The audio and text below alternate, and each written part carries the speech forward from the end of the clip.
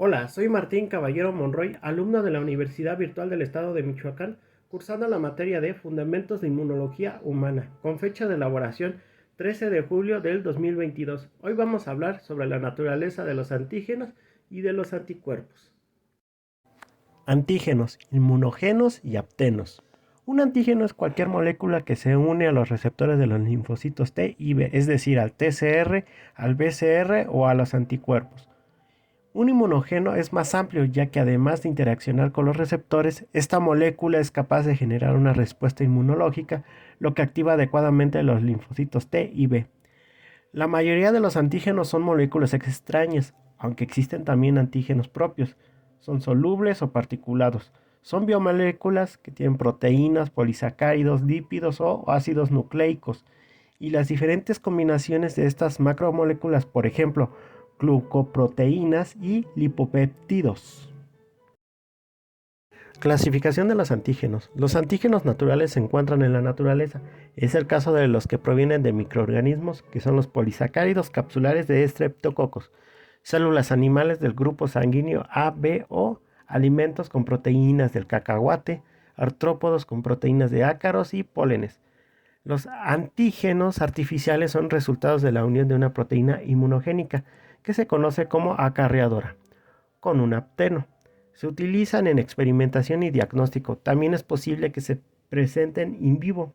En casos se llaman antígenos nuevos o de novo. Por ejemplo, la penicilina y sus derivados pueden convertirse en aptenos que, al unirse a las proteínas en la superficie celular de los individuos tratados con este antibiótico, generan antígenos de novo que son reconocidos como antígenos extraños.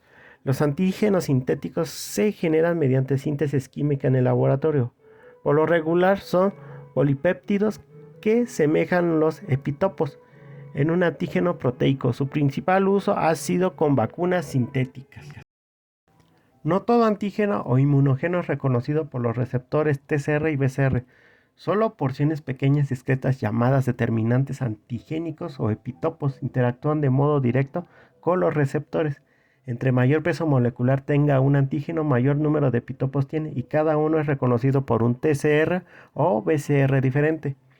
Los epitopos se clasifican por su conformación espacial en secuenciales, conformacionales y ocultos, según el tipo de respuesta que los epitopos de un antígeno inducen en las diferentes especies en las que se inoculan. Pueden considerarse inmunodominantes o inmunosilenciosos. Los epitopos también deben poseer características que permitan inducir una respuesta adecuada, entre estas su carga, su conformación espacial y contener grupos rígidos. Un apteno es una molécula pequeña que, si es inoculada, no induce una respuesta inmunológica, únicamente lo hace cuando se une de modo covalente a una proteína acarreadora, para estimular así su respuesta de anticuerpos. ¿Qué son los anticuerpos? Los anticuerpos son proteínas cuya función consiste en detectar elementos extraños que puedan entrar en el organismo. Normalmente detectan partes concretas de esos elementos, por ejemplo, proteínas de la superficie bacteriana o vírica, que se denominan antígenos. Cuando los anticuerpos se unen a estos antígenos se producen una serie de reacciones como aglutinación, precipitación, opsonización y neutralización, que van a bloquear y destruir al patógeno. ¿Dónde se producen los anticuerpos? Los anticuerpos son sintetizados en los linfocitos B. Inicialmente actúan como receptores en su membrana. Cuando el linfocito se activa por el reconocimiento de un antígeno, se convierten en una célula plasmática productora de anticuerpos, que serán liberados al torrente sanguíneo donde circularán libremente. Las células B activadas también se pueden convertir en linfocitos B de memoria, que van a permitir una respuesta más rápida del sistema inmune cuando entren de nuevo en contacto con este agente infeccioso. Estructura de los anticuerpos. La estructura de todos los anticuerpos es muy parecida. Por un lado, disponen de una sección denominada región constante, que es la que puede unirse a los receptores de las células inmunes, como los macrófagos o los mastocitos. Y por otro lado, tienen también una parte variable, que es la que reconoce el antígeno. Esta parte variable se le denomina así, pues es específica para cada antígeno, según sea la célula B que lo produzca. Este mecanismo de variabilidad permite al sistema inmunológico generar una gran batería de anticuerpos, únicos y específicos para un determinado antígeno, e iniciar así una respuesta adaptada según el agente patógeno.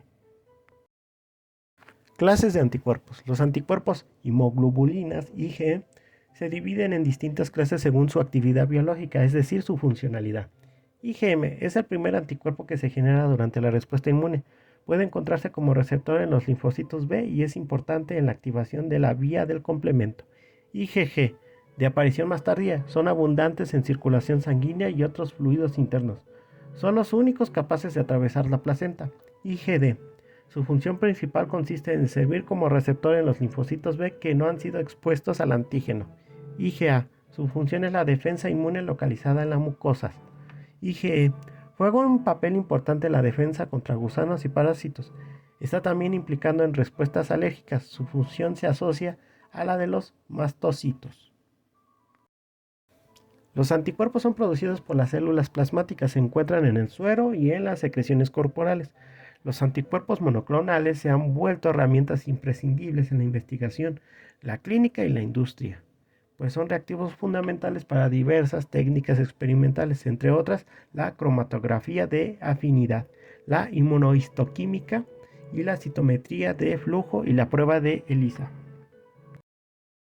Gracias por su atención.